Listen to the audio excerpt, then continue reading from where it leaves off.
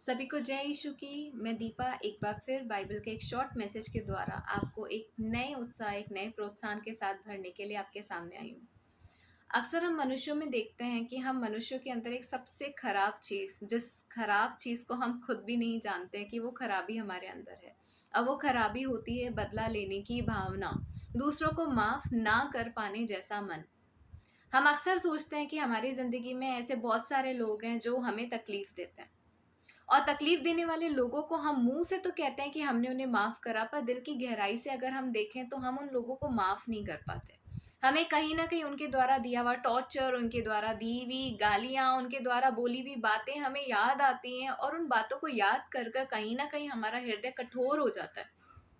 और कठोर हृदय अक्सर हमसे यही कहता है कि मुझे बदला लेना है। लेकिन क्या मेरे प्रियो, बदला लेने की भावना रखना अच्छा है? क्या दूसरों को माफ ना करना उचित है? क्या आपको लगता है कि जो हम दूसरों के साथ करते हैं वही अगर हमारे साथ हो तो क्या हम वो सारी चीजों को सहन कर सकते हैं? तो आइए हम बाइबल से सीखते हैं कि अगर किसी ने हमारे जीवन में कोई तकलीफ दी है, हमें दर्द दिया है, तो हमें क्या करना चाहिए।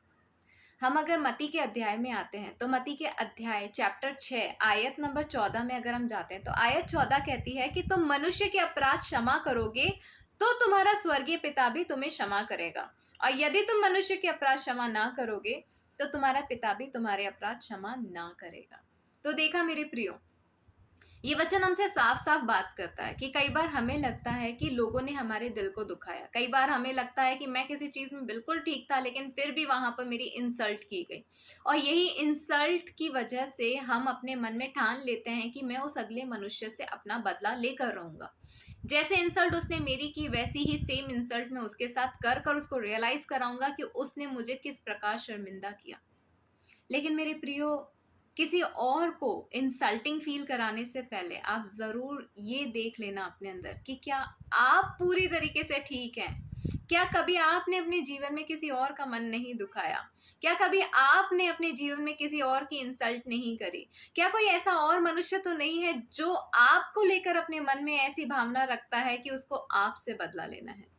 तो मेरे प्रियो, इस संसार में ऐसा कोई नहीं है जिसका मन ना दुखाया गया हो, और ऐसा कोई इंसान नहीं है जिसने किसी और का मन ना दुखाया हो।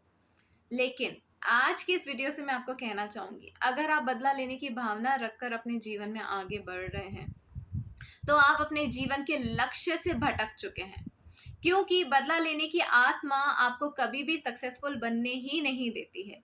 अपने आसपास उन लोगों को देखिए जो एक ऊंचे मुकाम पर, एक अच्छे ओहदे पर काम कर रहे हैं। उन लोगों के अंदर आप देखेंगे तो उनके अंदर एक सबसे बड़ी क्वालिटी जो मिलेगी वो यही क्वालिटी होगी कि वो दूसरों की बातों को कभी अपने हृदय की गहराई में पढ़ने ही नहीं देते हैं। वो अपने मन से लोगों को माफ करके सिर्फ अपनी गोल और अपने अचीवमेंट्स की तरफ आगे बढ़ते हैं। तो मेरे प्रियो, अगर आप भी अपनी लाइफ में आगे बढ़ना चाहते हो तो दूसरों को माफ करना सीखो, क्योंकि परमेश्वर का वचन भी यही कहता है, अगर तुम दूसरों के अपराध को क्षमा करोगे तभी मैं तुम्हारे अपराधों को क्षमा करूंगा। तो अगर आप अपने अपराधों की क्षमा चाहते हैं, अगर आप अपने स्वर्गीय पिता परमेश्वर की संतान ठहरना चाहते हैं, तो किसी की भी बातों को याद कर कर अपने हृदय में बोझ रखकर बदला लेने की भावना ना रखें मेरे प्रियो।